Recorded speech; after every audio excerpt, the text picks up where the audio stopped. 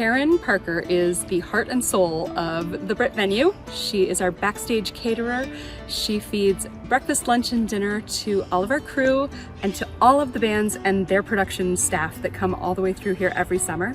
And she really makes this place home. So Karen is often the first person that artists see when they step off the bus. They step off the bus, they walk through the backstage area, and she says, "How would you like your eggs cooked?" And it, I think, is really the reason that Britt is so special from an artist perspective, is that piece of kind of hospitality. A lot of the venues that these artists go to, from everything I understand, a lot of them are like, you know, biscuits and chafing dishes or styrofoam containers of takeout.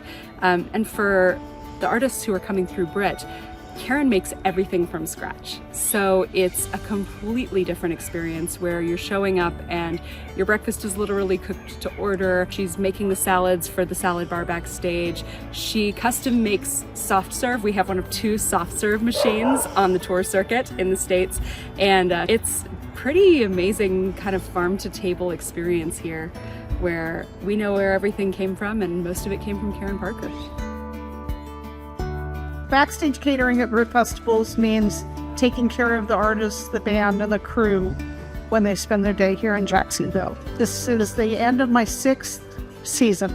So my day for a show actually starts 1 to 2 days prior to the show on sourcing the food products and doing the prep work.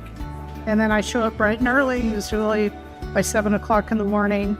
We prepare breakfast, and then we move on to lunch. And then we do dinner, and then we clean it all up. So a typical day is usually 14 to 16 hours.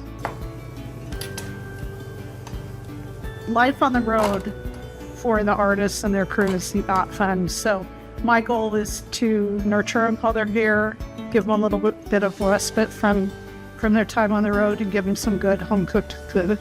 They really appreciate it. I've received compliments from, you know, most everybody that I've got to cook for them.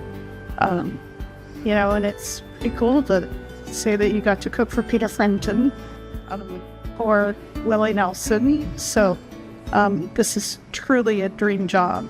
My first show as CEO was ZZ Top, and I remember they got off the bus and they walked through the backstage area and walked into the backstage, and one of them, I can't remember who it was, but one of them stopped and froze and said, "I remember this place. They have amazing food."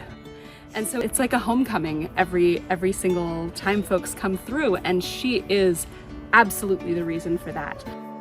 So I do source as much stuff as I can locally. I volunteer at a local U-Pick orchards, sugar plum acres, so I'm able to supply the artists with fresh cherries in season, and then we move on to peaches. I garden at home. I grow flowers to have on the tables at the venues. This year it was zinnias. And then out on the patio, we replaced an ugly black curtain screen with some planter boxes, and so we were able to grow cherry tomatoes, basil, lemongrass, green peppers. When you're working this many hours, and our whole crew is working, you know, 10, 14-hour days every time there's a show, the ability to know that you're gonna have a healthy, delicious, homemade option, that makes all the difference in the world. It really allows us to do what we do. The weeks when Karen's not here for one reason or another, and then the day arrives when she's coming back, and literally all of us are like, "Mom's home." I just absolutely, truly love what I do. And most people can't say that. So to me, it's not really as a job. It's just a passion.